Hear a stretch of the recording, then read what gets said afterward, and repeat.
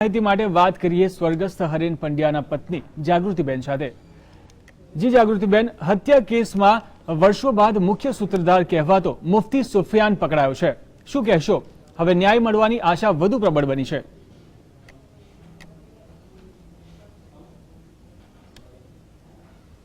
આપ સૌ જાણો છો કે 12 વર્ષથી જે હત્યાનું રહસ્ય ઉકેલાયું નથી, એક વણ ઉકેલાયું રહ્યું છે। તો આજે આપ સૌના માધ્યમથી મને જાણવા મળ્યું છે કે 12 વર્ષ પછી આ હત્યાનો મુખ્ય સૂત્રધાર, મેઇન કોન્સ્પિરેટર જે છે મુફ્તી સુફિયાન, એ આજે પકડાઈ રહ્યો છે અને સરકાર તેને લાવવાના પ્રયત્નો કરી રહી છે। તો એક હત્યા થઈ છે, પણ હત્યાનો એના માટે જવાબદાર કોણ, હત્યારો કોણ, એ આજે પણ 12 વર્ષ સુધી ઉકેલાયું નથી। તો મે બી કદાચ આવનારા સમયમાં એ હત્યાનું રહસ્ય બહાર આવે એવી એક આશા જાગી છે। જી, તો અપરાધીઓની ધરપકડ અંગે પોલીસ કે પછી સુરક્ષા એજન્સીઓએ તમને જાણ કરી છે કે પછી મીડિયા દ્વારા તમને આ વિશે ખબર પડી?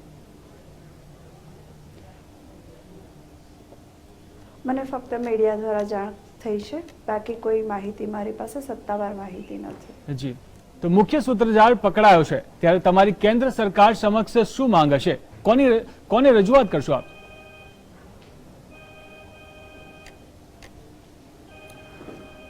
આમાં કેન્દ્ર સરકાર જ આજે એને પકડીને લાવી રહી છે, એટલે હું એવું માનું છું કે મેં જ્યારે જે તે સમયે જે તે તથ્યો બહાર આવ્યા ત્યારે જે પણ સરકાર હતી કેન્દ્રમાં કે રાજ્યમાં, એને મેં હંમેશા મારી રજૂઆત કરી છે।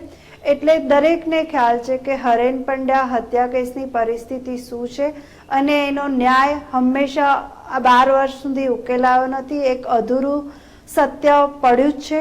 એટલે હું માનું છું કે આજે હરેન પંડ્યા ભારતીય જનતા પાર્ટીના પરિવારના જ હતા, તો ભારતીય જનતા પાર્ટીની સરકાર કેન્દ્રમાં છે। જ્યારે ભૂતકાળમાં પણ હરેન પંડ્યાની હત્યા થઈ ત્યારે પણ ભારતીય જનતા પાર્ટીની સરકાર હતી। તો કદાચ મને નથી એવું લાગતું કે મારે કોઈની સામે રજૂઆત કરવાની જરૂર છે।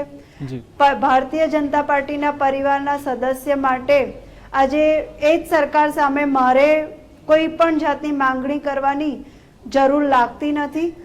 જે પણ સત્ય છે એ દરેકની જાણમાં જ છે। તો મુફ્તી સાથે ઝૈનુલ આબિદીન પણ ઝડપાયો છે, શું ઝૈનુલનું નામ પણ હત્યા કેસમાં સંડોવાયેલું હતું? અગાઉ ક્યારે તમે ઝૈનુલનું નામ સાંભળ્યું છે?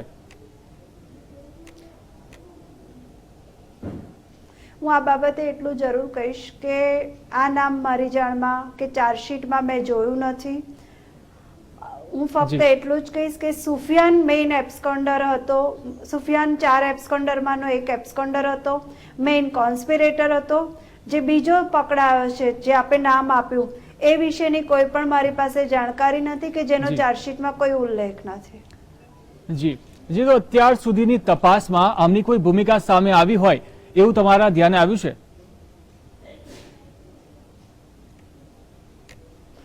મારી જાણમાં ફક્ત સુફિયાનની ભૂમિકા છે, જે ચાર્જશીટમાં જેનો ઉલ્લેખ કરવામાં આવ્યો છે, જે સીબીઆઈએ ચાર્જશીટ બનાવી છે એ પ્રમાણે, અને જે અજગર અલીએ સ્ટેટમેન્ટ આપ્યું છે એ પ્રમાણે।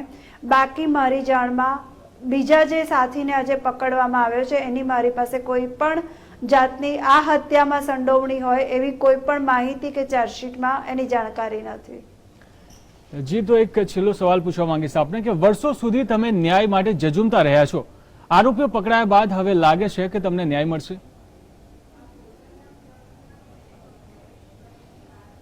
એક નાગરિક તરીકેની ફરજ બને છે, ભારતના નાગરિક હોવાના નાતે, કે ભારતના ન્યાયતંત્ર પર ભરોસો કરવો। 12 વર્ષ સુધી હંમેશા મેં ન્યાયતંત્રની મર્યાદામાં જે પણ કરવાનું હતું એ કર્યું છે અને આગળ પણ એ જ કરીશ। અને ન્યાયતંત્ર પણ ભરોસો રાખો, એ જ એક ફરજ બને છે નાગરિકની। શું તમને લાગે છે કે સુફિયાનના પ્રત્યાર્પણ બાદ હત્યાકાંડના અન્ય દોષિતો સુધી પહોંચાશે?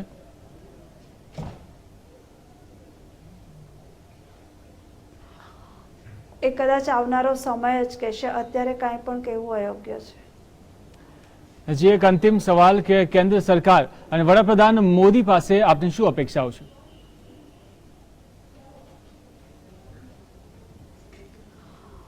હું માનું છું કે હરેન પંડ્યા ભારતીય જનતા પાર્ટીના પરિવારના જ હતા, જીવ્યા પણ જી. એમના ભારતીય જનતા પાર્ટી માટે અને એમની બલિદાન પણ એના જ માટે કહ્યું છે. તો હું નથી માનતી અંતિમ શ્વાસ સુધી એ ભારતીય જનતા પાર્ટી માટે જ જીવ્યા છે.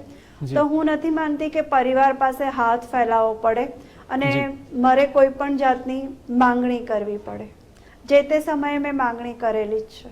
જી જી જાગૃતિબેન, જોડાવા બદલ આપનો આભાર.